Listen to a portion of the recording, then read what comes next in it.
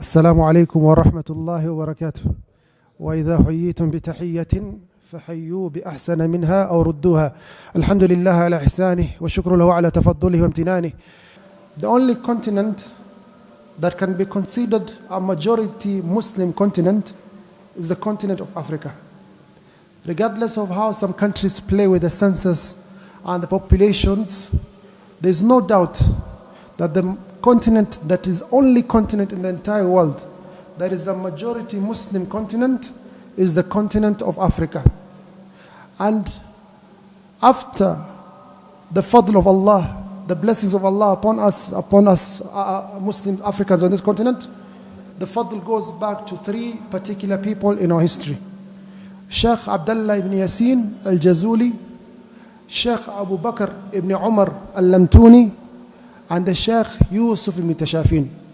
If you're a Muslim from Africa, it is incumbent, it is important for you to read about these three greats of African Islamic history: Shaykh Abdullah ibn Yasin al-Jazuli, Shaykh Abu Bakr ibn Umar al-Lamtuni, Shaykh Yusuf ibn Tashafin. For majority of the Africans who follow the religion of Islam, if they go back and trace it, they will find it most likely due to the efforts of these three men, and of course other people before them and after them. Ikhwani fillah, we're continuing with our lecture series regarding the history of Andalus in the 5th century of Andalus, a period known as the period of the Ta'ifa states of Andalus. We mentioned last night, Ikhwani fillah, in the year 440 of the Hijri calendar, the Muslims in the state of Zaragoza, they were attacked, and the massacre of Barbashta happened. 40,000 to 100,000 Muslims lost their lives in Barbashta. 60,000 lost their lives in Valencia. This is the year 440. The year 478 of the Hijri calendar, one of the greatest tragedies to happen to the Muslims in Andalus, we lost the city of Toledo. And Toledo, as we mentioned last night, is in the middle of Andalus. For any country to be conquered, they have to conquer the borders first until they reach the center. But they didn't even conquer those border towns. They went directly for the center of Andalus, the former capital city of Toledo, Toleitila, and they captured it from the Muslims. This created a great shock on the Muslims in the year 478. Also in the year 478, a Yahudi minister comes from the kingdom of Castile to Sevilla, which is the south of Spain, of Andalus. He goes and meets the leader of Spain, Al-Mu'tamid ala Allah ibn Abbad, and tells him, bring the jizya, the money that you have come to collect from you Muslims. Is the speaker very loud? It's okay. It feels very loud. Type. Says, bring the money. So the Muslim gives the money. Then the second request, he says, our king, Alfonso VI, is requesting that his wife, the queen, gives birth in the largest mosque of the Muslims in the entire world at the time, the mosque of Cordoba. The king wants the queen to give birth in the mosque. The Muslim leader wonders, what type of strange request is this? Why will he request such a strange request?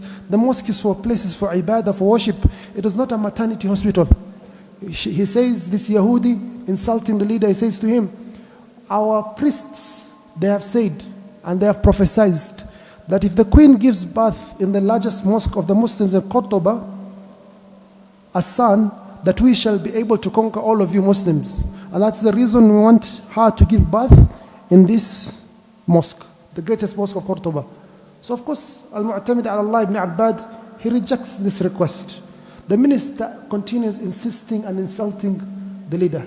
So the leader, he gets that anger and he kills the minister, takes his head and sends it back to the kingdom of Castile, the northern kingdom of Castile, and says to the Alfonso VI, the leader, I'm not going to pay any single cent from the Muslims, and do whatever you want. If you want to fight with us, let's fight. The Muslims, this time they're divided into 22 states. Weak Muslims in Andalus, very weak, divided, fighting amongst themselves. Each one of them want to overcome their fellow Muslim, even if they're to seek the help of the Christians to fight their own fellow Muslims. So the king of Castile comes all the way from the north. He passes many Muslim states and Muslim towns until he comes to the south of Andalus, to Sevilla. And he besieges it, ikhwani fillah. 1 month, 2 months passes. The Muslims are begging their fellow Muslims, assist us, help us. We're going to be conquered, we're going to be massacred. No one is helping the Muslims. So Alfonso VI, he writes a letter to Mu'tamid ala Allah ibn Abbad. He says, leader of Sevilla, these insects and these flies outside your city are irritating me. The only thing that is causing me irritants in this area, I'm not worried about you Muslims. I'm not worried about your weapons, your fortresses, your armies. That's worth nothing to me. The thing that I give worth that is really irritating me in this land is these flies. So in shi'ta an tu'tiyani marwahatan urawwih biha nafsi. If you wish, kindly give me a fan so that I can chase these flies away from me. Insult, humiliation for the Muslims. You Muslims are not even worth these flies, according to Alfonso VI. The only thing that's causing me irritancy in this area is the flies. Give me a fan. So Mu'tamid Allah, ikhwani fillah, he's besieged by an army of 40, 50, 60,000. He looks at this letter, ikhwani fillah. He turns the same paper around and he writes one line answer. Just one line answer.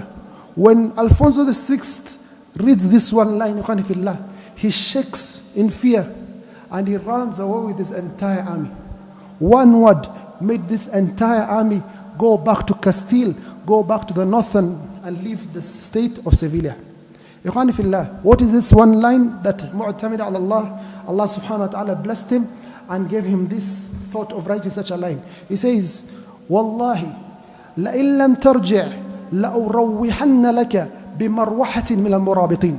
Wallahi, if you do not go back to Castile, if you do not go back to where you came from, لَأُرَوِّحَنَّ لَكَ بِمَرْوَحَةٍ مِنَ الْمُرَابِطِينَ. I shall give you a fan from the fan of the Murabitin. When he saw this word, ikhwani fillah, al-Murabitun, he shook in fear, Alfonso VI, and he went back immediately with his army. He forgot that his minister was killed. He forgot that these people insulted him. He forgot that these people did not pay jizya. This one word, ikhwani fillah, shook him to the core, and he went back to the northern kingdom of Castile. Why did this one word shake him, al-Murabitun? We shall look at this shortly, ikhwani fillah. So the Muslims, ikhwani fillah, in Andalus, all of them were sure that Islam is going to end in the land of Andalus. They were 100% sure. There's no way that a city like Toledo, a city in the middle of Spain, is going to be taken. One of the most fortified and strong cities, yet we are surviving. So they decided to have a conference of Muslim leaders. All the Muslim leaders, come, let us meet in Cordoba or in Seville. All of us, we get our opinion. So the leaders, they gathered, the year 478, same year. And the ulama, they gathered. So the leaders are like, let us go complain to the Pope about what the King of Castile has done. The same thing like right now when Muslims are harmed, they want to run to the United Nations. You think you'll get your assistance from the United Nations. So that days they're saying, let's go to the Pope and complain. And this is going to repeat again. We're going to study this issue of complaining to the Pope. So they say, let's complain to the Pope. No. Others, they say, let's go to the King of Castile and negotiate with him. Perhaps he can leave the city, or he rules, but he leaves us also part of the city. We share the city. At least let us go and do some negotiation with him. Say no. The ulama, they say, Allah subhanahu wa ta'ala has given you something. The jihad fi sabilillah. Go fight jihad fi sabilillah against these people. Gather your efforts and fight them and remove them. Expel them from the land of the Muslims. Say, no, we are too weak. We don't need to spill blood. This thing needs people of wisdom. You guys have too much speed. Those comments, they all make type. Then the ulama, they say, okay, if you guys don't want to fight, let us look for our brothers from North Africa, the Murabitoon, the one we're going to talk about right now. Let us go to the Murabitoon. They come to Spain, to Andalus, and they assist us to fight these people and defend our lands, defend our honor. Ikhwani fillah, when you leave these enemies to enter your lands, they don't only take your land, they humiliate you. They humiliate your women. They rape your women. They take your children as slaves. They massacre you and oppress you. You really need to defend yourselves, and that is Allah subhanahu wa ta'ala has kept for you. So they say to them, let's go call the Murabitoon. No, we can't seek the help of the Murabitoon. This is the leaders speaking now. If these guys come from Africa, yes, maybe they will defeat the Christians, but what after? We must think ahead. Afterwards, they might come and they take our land from us. They take this luxury life that we have. They're thinking about our nafsi, myself. So the conference went on, there's no solution. The leader of Sevilla, the same person, Mu'tamid Allah ibn Abbad, he stands up and he gives a khutbah. And he really causes them to feel iman once again, emotion, some of them. He says, Wallahi, لأن أرعى الإبل في الصحراء المغرب أحب إلي من أن أرعى الخنزير في أوروبا. Wallahi, if I'm to go look after the camels in North Africa and be a slave of the Murabitoon, it is more beloved to me than to be a shepherd of pigs in Europe. Understood? Looking after pigs in Europe is option number one. If I let the kingdom of Castile get its way, and if I let the Murabitoon get its way and take over Andalus, then at the worst case, I'll go to North Africa and look after the camels and the sheep of the Muslims in North Africa, which is worse. So he says, لَنْ أَرْعَى الْإِبِلَ فِي الصَّحَرَاءِ الْمَغْرِبِ أَحَبُّ إِلَيَّ مِنْ أَنْ أَرْعَى الْخَنَازِيرِ فِي أُوروبا. I want this Murabitoon. I only used one word. I just wrote a letter.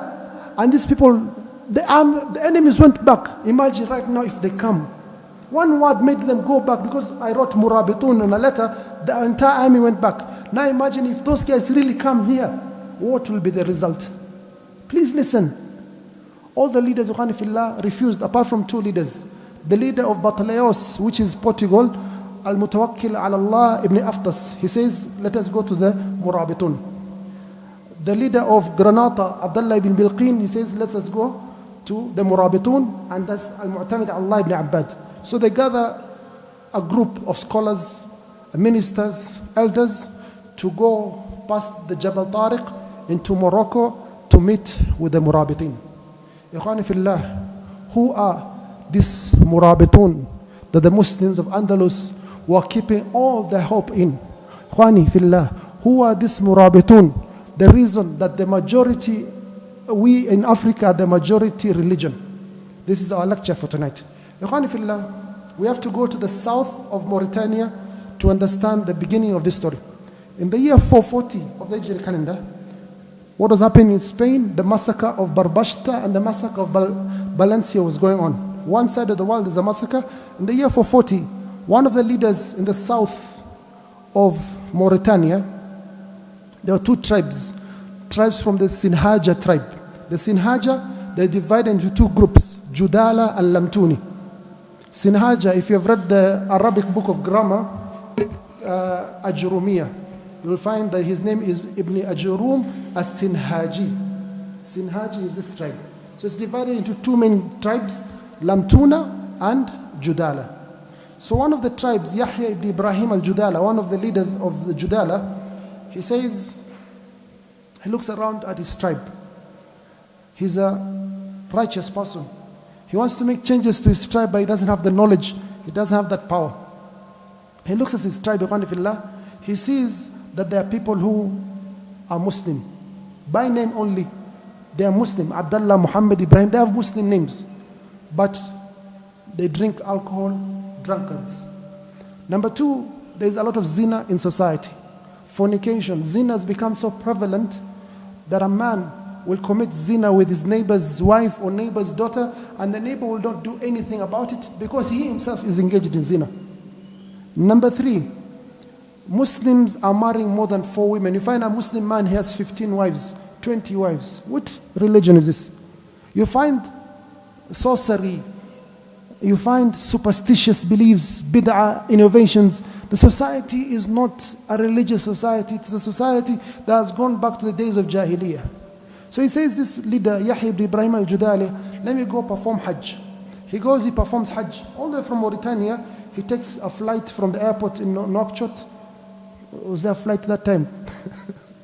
he took his camels from Mauritania all the way to Makkah, a distance of months, maybe 4 months, 6 months, 9 months, very long distance, performs the Hajj. He comes back to Tunisia. Tunisia, Khanifillah, was the center of knowledge, a city of Qayrawan. The Dawla al-Fatimiyya were expelled from that time in the lands of Morocco. So the Muslims had come back, Ahlul Sunnah had come back. Qayrawan was the center, Tunisia. So he goes to Tunisia, Qayrawan. He asks, who's the great scholar of Qayrawan? He's told there is Abu Imran al-Fasi, the greatest scholar of the Malikiyya during that century. He goes to Abu Imran al-Fasi. He tells him, I am from South Mauritania, near Senegal. The Muslims are in this state. We need someone, alim, da'i. We need someone to come teach us the deen so that we can revive the iman in our hearts. So the Shaykh Abu Imran al-Fasi says, I'm not so understanding of the area. I know someone who understands the area better. Go to my student in another city, another town of Sus. I have a student there called Wagag al-Lamti. Go to Wagag or Wajaj al-Lamti. So he goes to Wagag. Wagag, he gives him the situation. He says, I have the best student for you. Someone who is also from a tribe that's close to your tribe, also from Amazigh tribe, from a Babar tribe. He's called Shaykh Abdullah ibn Yasin al-Jazuli. Ikhwani fillah, we as Muslims in Africa, we have to take this name with a lot of pride, a lot of honor, for this is one of the greatest Muslims to appear in the continent of Africa. This is a name, if it was to be written, it should be written by light, not even gold ink. Shaykh Abdullah ibn Yasin al-Jazuli rahimahullah. So Shaykh Abdullah ibn Yasin, he goes with this leader Yahya ibn Ibrahim to Mauritania, the south of Mauritania.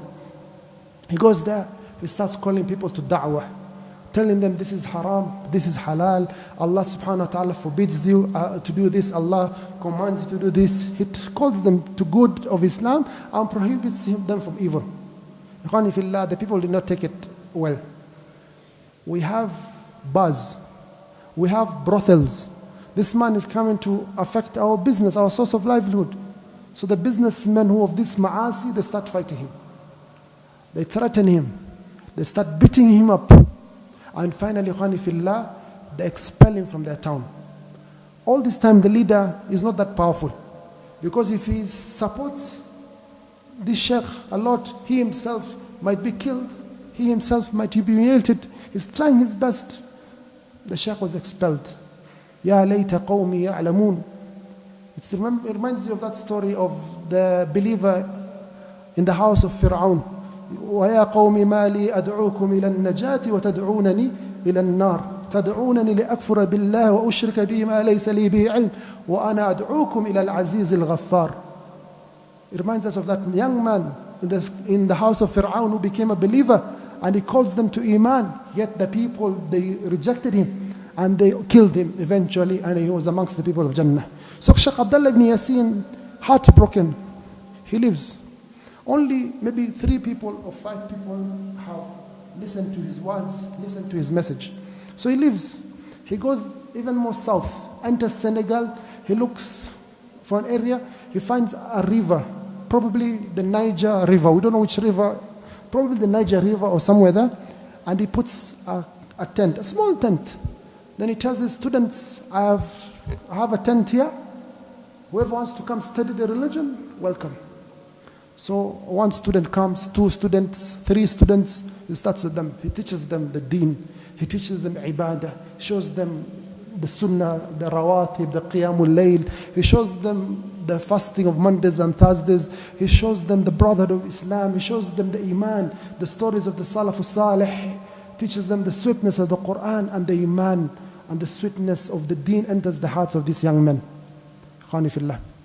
Then he teaches them more beneficial knowledge, how to depend on themselves, how to go into the forest and hunt and to cook and to take care of themselves, how to be strong Muslims, not only in iman but also physically, how to be ready to fight and defend for the Muslims.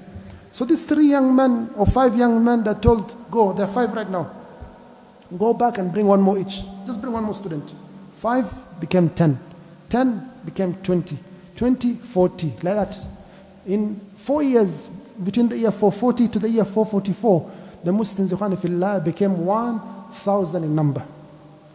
When Abdullah ibn Yasin al-Jazuli sees this, he's very happy. These are men, true men, rijalun. Allah subhanahu wa ta'ala calls them rijal, men, quality men. tells them now, لَن يُغْلَبْ أَلْفٌ مِنْ قِلَّةٍ 1,000 will not be defeated because of their few number. 1,000 is a small number, but this, Khanifillah, is the Sahara Desert. The Muslims are, nomads. There's a group of that, 200, 500, 300. Yes, if they're all gathered, it's a large number, but they're all scattered because of the water sources. People usually gather around water sources, so they're all scattered because of the water distribution. So he goes back to the town of Judala. Now they can't do anything. The people of the bars and the brothels and the pubs and the clubs, they can't do anything to him. He has numbers.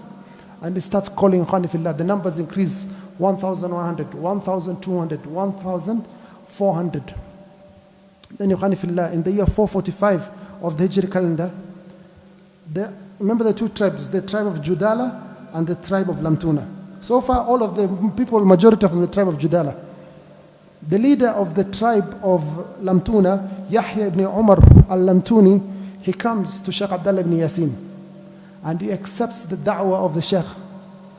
And he loves the Shaykh so much, he goes back to his tribe and tells his tribe, do you guys listen to me?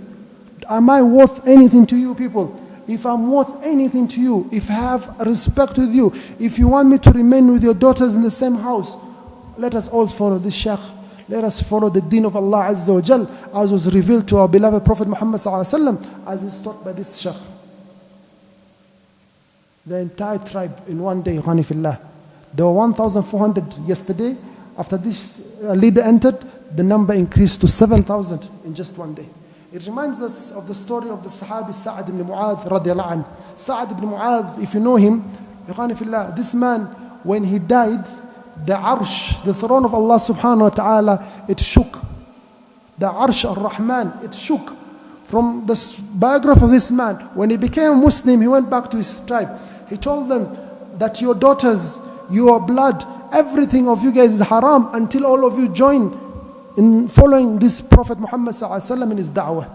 All his tribe, Sa'ad bin Mu'adh, they accepted the da'wah of Prophet Muhammad sallallahu alaihi wasallam because of this young man. He's only in his 30s. If you read the story of Sa'ad bin Mu'adh, he's only in his 30s, yet Allah subhanahu wa ta'ala raised him to this status. The Arshur Rahman shook. So, Khanifillah, the entire tribe of Judala al-Lamtuni have now entered the da'wah of Shaykh Abdullah ibn Yasin. The number is 7,000. The number continued increased until the year 451 of the Hijri calendar reached. No, sorry. The year 445, after this man entered with his entire tribe, a few months later, he passes away. He dies. Look at Husnul Khatimah. May Allah subhanahu wa ta'ala grant us all Husnul Khatimah. Our Prophet alayhi salatu wasalam, he says that the deeds are the ones al-khawatim, the deeds that are most worthy, that carry the most weight, are the ones, the last deeds. So this man, just a few months before he died, he accepted the da'wah of the Shaykh, made his people follow the true Islam, and he died. And he left the leadership of this tribe to one of the greatest Muslims, the Shaykh Abu Bakr ibn Umar al-Lamtuni. This is also a name you have to memorize as a Muslim in Africa. How do you not know Shaykh Abu Bakr ibn Umar al-Lamtuni? It's easy. Abu Bakr was the greatest after Prophet Muhammad, and Umar is the second greatest. So Abu Bakr ibn Umar al-Lamtuni, this is one of the greatest Muslims. He became the leader of the tribe of Lamtuna. So Shaykh Abdullah ibn Yasin continues his da'wah. In the year 451, as he's making da'wah to some tribes in that area of the world, they fight him, they attack him, he defends himself and is killed. Ash-shaheed, nahsabuhu kadhalika wallahu hasibu, and is martyred in the year 451 of the Hijri calendar. And the new leader of the Muslims is this beloved Shaykh Abu Bakr ibn Umar al-Lamtuni, who because of him, at least all the countries in West Africa became Muslims because of this man, Shaykh Abu Bakr ibn Umar al-Lamtuni. All these countries, you can count Nigeria, the second entered Niger, Mali, Burkina Faso, Togo, all those countries, Sierra Leone, Ivory Coast, Gambia, Guinea-Bissau, Guinea-Conakry, all those countries in West Africa became Muslim because of this man.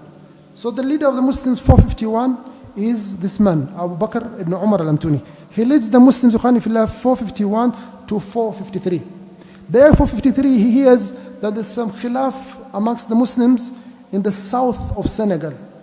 In the south of Senegal. Remember, they are currently at the north.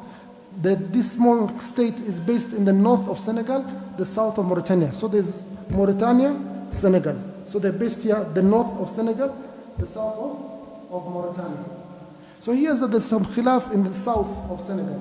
So between some two Muslims, so Muslim groups. So he decides to go down to the south of Senegal, to solve this khilaf amongst the Muslims. So he says, who am I going to leave this small state of Muslims with?